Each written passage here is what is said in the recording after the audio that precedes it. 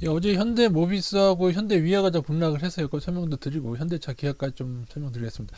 지금 실적 발표가 지금 어제 다 나왔는데요. 실적은 양호합니다. 현대차 기아 양호하고 제 생각에는 현대 위아하고 현대 모비스 양호한데 조금 다르긴 하죠. 제가 자세한 설명은 커뮤니티 글하고 블로그에 남겨드렸으니까 거기에 대한 자세한 설명은 좀 봐주시고, 제가 오늘은 좀 친구 약속이 있는 관계로 간단하게 차트 설명만 드리고 나중에 또 자세히 해드리겠습니다. 주말에. 일단 현대차 제가 상승세는 났다고 얘기한 게 여기였고요. 그죠? 전고점을 넘는 이 구간 여기, 그리고 여기처럼 상승 신호가 현대모비스가 최근에 났었습니다. 그래서 제가 차트적으로 좋은 구간이라고 했는데 현대모비스는 다시 깔아앉았는데요.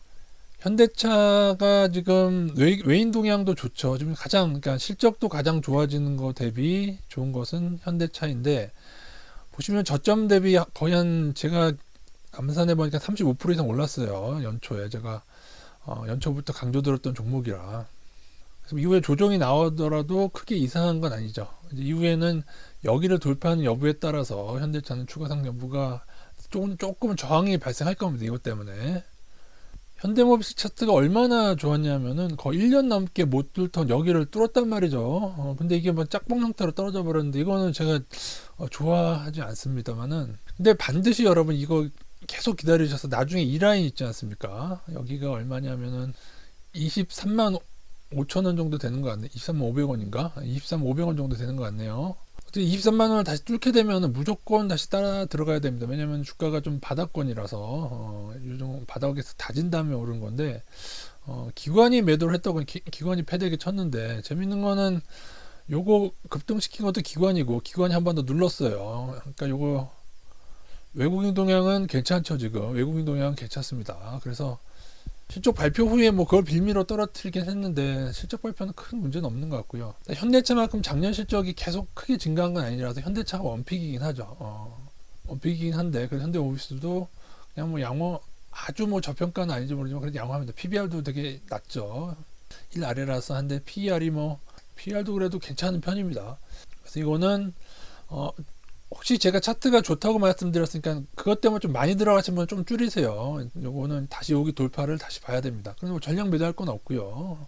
전량 매도는 뭐 여기 이 라인이라도 깨진 다음에, 그죠? 아니면 좀 더 넉넉하게는 이렇게 봐도 됩니다. 근데 이제 이후에 21선 이탈하게 되면 또다시 이제 약간 박스권식으로 여기 박스권식으로 찌질거리는 구간에 들어가게 되는 거죠. 그러니까는 중단기 매매는 여러분, 지난번 현대차도 말씀드렸다시피 이렇게 전고점을 뚫는 구간에서 따라 들어갔다가 깨지면 또 좀 줄이고 다시 뚫으면 그때 다 들어가고 막 그렇게 해야지 됩니다. 왜냐하면 이게 상황 따라서는 이 아랫단을 깬다. 그럼 무조건 손절입니다. 이렇게 되면 여기도 손절이고 이 대각선 라인이 무너지는 요 라인도 손절이 됩니다. 이렇게 요 두 라인 이후에는 손절 잡으시면 되는데, 일단 너무 많이 들어가신 분 좀 물량 축소하시고 좀 보시고 다시 돌파를 보십시오.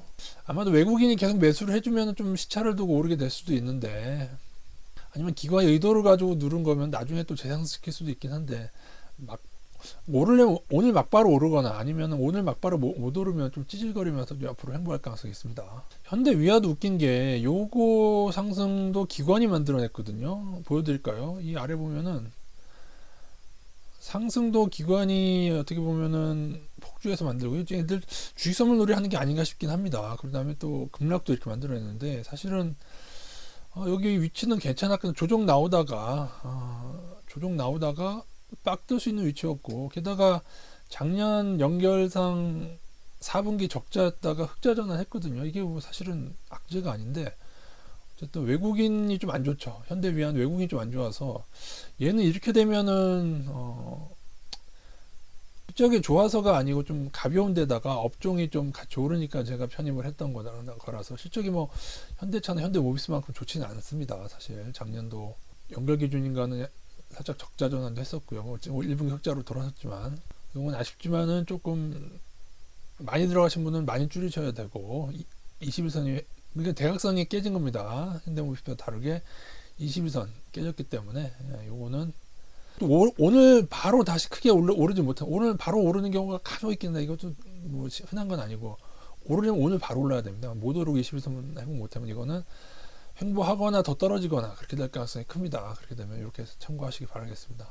기아는 사실 현대차보다 좀 더 많이 오르긴 했죠. 뭐 시총이 좀 더 작아서 그런지 좀 더 많이 오르긴 했는데 한 40% 올랐기 때문에 이제 조정이 좀 얘도 나올 때가 되긴 했습니다. 저도 현대차 다 조정이 나올 때가 되긴 했는데 좀 길게 보시면은 얘가 어떤 모습이냐면은 사실 얘는 본격 반등하려면은 여기를 넘어줘야 되거든요. 아니면 여기라도 좀 넘어줘야 되는데 좀 버벅거릴 때가 됐긴 했죠. 버벅거리거나 아니면 얘도 나중에 오르더라도 이 여기를 못 넘게 되면 나중에 이게 조정받고 이렇게 오르게 될 수도 있습니다.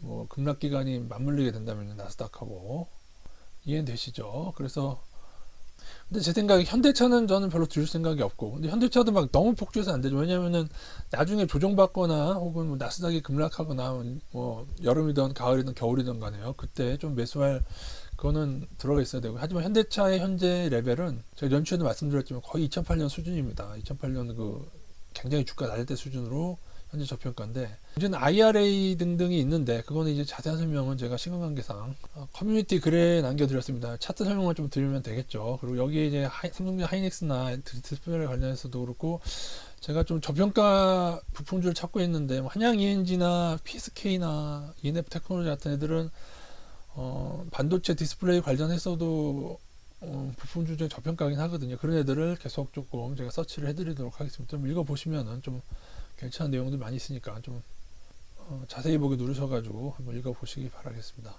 대충 아시겠죠? 현대모비스도 조금 줄이고 현대위안은 좀 더 많이 줄이고 기아도 조정을 염두에 두시고 근데 현대차는 많이 줄이고 싶지 않다. 왜냐하면 실적이 작년에 한 300%가 영업이익이 순이익은 한 400% 연결 기준으로 좋아졌기 때문에 뭐 별도 기준으로 그거보다는 좀 덜 증가했지만은 또 자세한 사항은 또 나중에 설명드리도록 하겠습니다. 친구가 지금 새벽부터 차를 타고 농막으로 오고 있습니다. 제가 나가봐야 됩니다.